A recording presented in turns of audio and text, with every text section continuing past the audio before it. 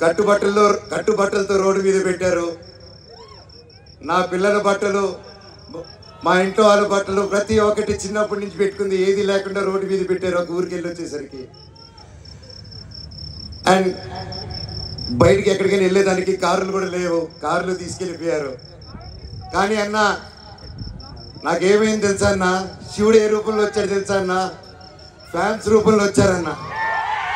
ఇంటి బయట 20 కార్లు పెట్టారన్న నాకు వచ్చి. వాళ్ళే తీసుకొచ్చి ప్రతి ఒక్కరు వచ్చి అన్నా మేమున్నాం అని నిలబడారు.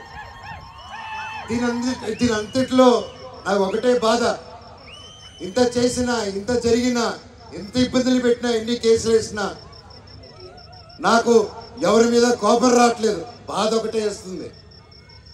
అది నా బలహీనతో, అది వాళ్ళ బలమో నాకు అర్థం కావట్లేదు. ఎన్ని జన్మలైనా ఈ జన్మకు మాత్రం నా కట్టగలేంత వరకు నేను మోహన్ బాబు గారి అబ్బాయినే, అది ఎవరు మార్చలేరు.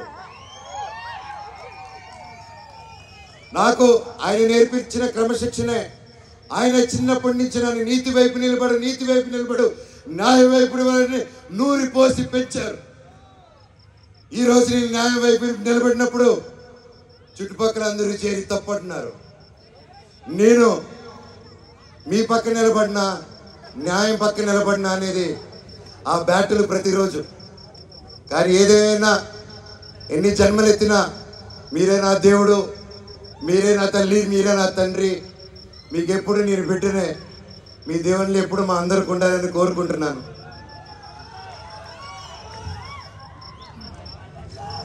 సరే, ఇది మాట్లాడితే వెళ్ళిపోతున్నాను, సారీ.